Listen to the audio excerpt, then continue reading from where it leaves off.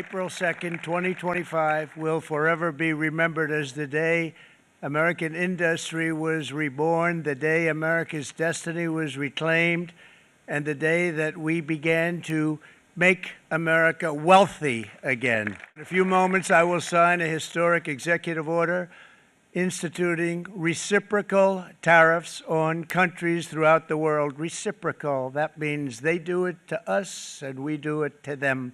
Very simple. Can't get any simpler than that.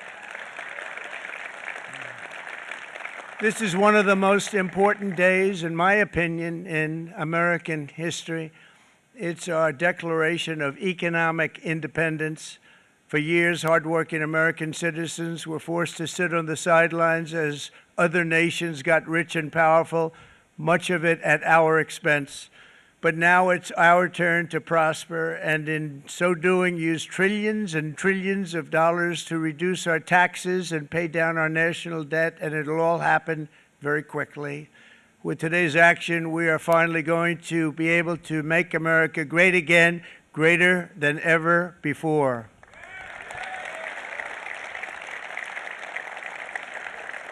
Jobs and factories will come roaring back into our country, and you see it happening already. We will supercharge our domestic industrial base. We will pry open foreign markets and break down foreign trade barriers. And ultimately, more production at home will mean stronger competition and lower prices for consumers. This will be indeed the golden age of America. It's coming back, and we're going to come back very strongly. For decades, the United States slashed our trade barriers on other countries, while those nations placed massive tariffs on our products and created outrageous non-monetary barriers to decimate our industries. And in many cases, the non-monetary barriers were worse than the monetary ones. They manipulated their currencies, subsidized their exports, stole our intellectual property, imposed exorbitant VAT taxes to disadvantage our products, adopted unfair rules and technical standards, and created filthy pollution havens. They were absolutely filthy, but they always came to us and they said, we're violating, we should pay for it. It's all detailed in a very big report by the U.S. Trade Representative on Foreign Trade Barriers, and I'll just hold it up for you. It's available, and you don't have to pay too much. As I understand it, you'll pay nothing. It's a lot of work for something, actually, because it's a special book. It's very, frankly, it's very upsetting when you read it, when you see what people have been doing to us for 30 years. This all happened with no response from the United States of America, none whatsoever. But those days are over. The United States charges other countries only a 2.4 tariff on motorcycles. Meanwhile, Thailand and others are charging much higher prices, like 60%. India charges 70%. Vietnam charges 75%, and others are even higher than that. Likewise, until today, the United States has for decades charged a 2.5 tariff. Think of that, 2.5% on foreign-made automobiles. The European Union charges us more than 10% tariffs, and they have 20% VATs, much, much higher. India charges 70%, and perhaps worst of all are the non-monetary restrictions imposed by South Korea, Japan, and very many other nations. As a result of these colossal trade barriers, 81% of the cars in South Korea are made in South Korea. 94% of the cars in Japan are made in Japan. Toyota sells 1 million foreign-made automobiles into the United States, and General Motors sells almost none. Ford sells very little. None of our companies are allowed to go into other countries. And I say that, friend and foe, and in many cases, the friend is worse than the foe in terms of trade. But such horrendous imbalances have devastated our industrial base and put our national security at risk. I don't blame these other countries at all for this calamity. I blame former presidents and past leaders who weren't doing their job. They let it happen, and they let it happen to an extent that nobody can even believe. That's why, effective at midnight, we will impose a 25% tariff on all foreign-made automobiles. Today's actions we're also standing up for our great farmers and ranchers who are brutalized by nations all over the world. Brutalized. Canada, by the way, imposes a 250 to 300% tariff on many of our dairy products. They do the first can of milk. They do the first little carton of milk at a very low price, but after that it gets bad, and then it gets up to 275, 300%. So when they're figuring what's Canada charging, they say, oh, about 2%, 3%. But take a look at what happens down the road. When you look a little bit, it's not a pretty picture, and we don't like it, and it's not fair. It's not fair to our farmers. It's not fair to our country. And with countries like Canada, you know, we subsidize a lot of countries and keep them going and keep them in business. In the case of Mexico, it's $300 billion a year. In the case of Canada, it's close to $200 billion a year. And I say, why are we doing this? Why are we doing this? I mean, at what point do we say, you got to work for yourselves, and you got to, this is why we have the big deficits. This is why we have that amount of debt that's been placed on our heads over the last number of years, and we're really not taking it anymore. In the face of unrelenting economic warfare, the United States can no longer continue with a policy of unilateral economic surrender. We cannot pay the deficits of Canada, Mexico, and so many other countries. We used to do it. We can't do it anymore. We take care of countries all over the world. We pay for their military.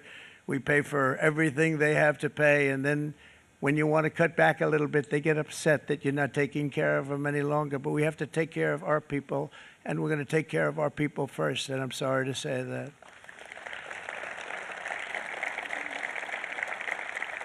And today we're standing up for the American worker, and we are finally putting America first. Starting tomorrow, the United States will implement reciprocal tariffs on other nations. It's been a long time since we even thought of that. We used to think about it a lot. We didn't think about it for many decades, and you see what's happened. For nations that treat us badly, we will calculate the combined rate of all their tariffs, non-monetary barriers, and other forms of cheating. The tariffs will be not a full reciprocal. I could have done that, yes, but it would have been tough for a lot of countries who didn't want to do that. But you see the numbers. The numbers are so disproportionate. They're so unfair. At the same time, we will establish a minimum baseline tariff of 10%. You notice that on the chart? And that'll be on other countries to help rebuild our economy and to prevent cheating. So we're going to have a minimum of cheating, and we're going to be very severe on the people that at the gate that watch the tariffs and watch the product coming in. Foreign nations will finally be asked to pay for the privilege of access to our market, the biggest market in the world. We're right now the biggest market in the world. We had a great country 4 years ago in terms of the economics. We were doubling up on China. We were doing so well. Nobody was going to catch us, but so much of it slipped away over the last 4 years under Biden. I campaigned on this policy throughout last year, and today that promise was made, and it was also a promise, as you know, that was kept. Promises made, promises kept. Looks like we're going to have about $6 trillion of investments, and you wouldn't do that in years in this country over the last number of years. $6 trillion, and that's going to be much higher by the end of the year. And think of what $6 trillion is. You wouldn't have even a small percentage of that under this other system. We're going to be an entirely different country, and it's going to be fantastic for the workers. It's going to be fantastic for everyone. There will never have been a transformation of a country like the transformation that's already happening in the United States of America. Likewise, an old-fashioned term that we use, groceries. I used it in the campaign. It's such an old-fashioned term, but a beautiful term, groceries. It sort of says a bag with different things in it. Groceries went through the roof, and I campaigned on that. I talked about the word groceries for a lot. And energy costs now are down, groceries are down, gasoline is way under $3, and people are beginning to be able to buy things and live again. We brought prices way down. We created 10,000 already in a few weeks, new manufacturing jobs, and it was that took place in 1 month, numbers that they haven't seen in a long time. We had virtually no inflation under my term. We had virtually no inflation for 4 years. But after transitioning over to Sleepy Joe, it went from almost non-existent to the highest in the history of our country. They had the highest inflation in the history of our country, brought up by energy and bad spending and bad policy. Problems with judges that don't want them to go out. They want Tren de Aragua, and they want MS-13, the most vicious gangs ever. Nobody's ever seen anything like it. Absolute killer gangs. They kill people. They don't even think about it. And we put them out, and we have judges now, radical left judges that they don't want them to go out. They want them to even be brought back. Let's bring them back. You've done a fantastic job, and please thank everybody. And we now have a border that's the best border that we've ever had, even better than it was my first term. My first term we did good, but this one we really specialized in. We've done really well. And we had records then. We had the best, safest border. 4 years ago, we had the best border there ever was. And now we have, you've actually matched it and done even better. And we're going to get it down the right way. And we want people, by the way, to come into our country, but we want to come in through a legal process. We want them to come in legally. We need more people. We need people to run these plants and to help the auto workers and the Teamsters and the non-union people and everybody else. But we need people and the farmers. And we're going to let people come in, but they want to come in. We want them to come in legally. They have to have the capability of loving our country, not people that hate our country. We don't want them in our country. And now we're going to pass the largest tax cuts in American history, and that's where we're relying on Mike and John Thune. And we will not cut Social Security, Medicare, or Medicaid benefits, and the Democrats will, because if they got in, the entire economy would collapse. By the way, for the cars, we're asking for an interest deduction on a loan. So if you build the car only in America, we do it, Brian. If the car's not built in America, you don't get the interest rate deduction. But if you build the car in America, if you buy a car, if it's built in America, then you get an interest rate deduction, tax deduction, and that's a big thing. That's going to be a big thing. I think that's going to pay for itself very quickly, that deduction. Never happened. We've never had anything like that before. Somebody said, where do you get the idea? Because it's so basic. You would think that would have happened a long time ago. It never did, and I'm very happy it didn't, because now I can say that was my idea. We need to get our shared priorities done, including certain permanent tax cuts. We want the tax cuts to be permanent, spending cuts, energy and historic investments in defense, border, and so much more. We're covering everything. These will be phenomenal. There'll be no bill like this going to straighten. One bill is going to straighten out our country for many, many years to come. And we said, let's just do it and let's get it done. And some guys will love it and some guys will like it a little bit less because they're not getting what they were exactly looking for, but they're getting a lot.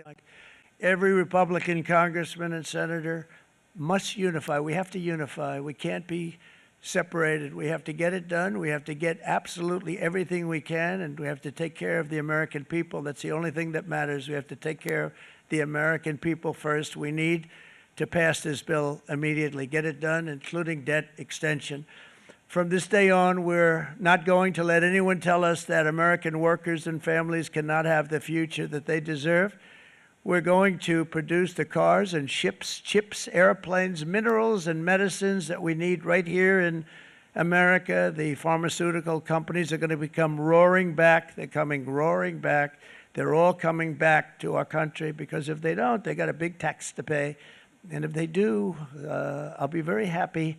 And you're going to be very happy, and you're going to be very safe. We're going to build our future with American hands, with American heart, American steel, and we're going to build it with American pride like we used to. I think we've had an amazing, in terms of what we've done, what we've gotten accomplished. I'd like to see if we can get that war ended and another war from not starting in the Middle East. We have to get Russia. They're losing 2,000 on average, 2,500 people today, young people, soldiers, Russian, think of that, 2,500 through some days, but on average, probably over about a 1 week period, it's 2,712, they say. They're losing those soldiers. They're dying. They're being decimated, and they're not from our country, but they're from other countries, but they're human beings. They're from Russia. They're from Ukraine in this period, most of them. And we're going to get it stopped. It's a senseless war that would have never happened if I was president, and it shouldn't be allowed to go on. And I think we're being given good cooperation by Russia and by Ukraine, but we have to get it stopped. It's humanity. It's humanity. It's a terrible thing. This will be a very big moment. I think you're going to remember today. It's going to be a free nation that we're dealing with. We're going to have a very free and beautiful nation. It's going to be Liberation Day in America, and it's going to be a day that hopefully you're going to look back in years to come and you're going to say, you know, he was right. This has turned out to be one of the most important days in the history of our country. God bless you and God bless America. Thank you, everybody. Thank you very much. Thank you. Thank you very much.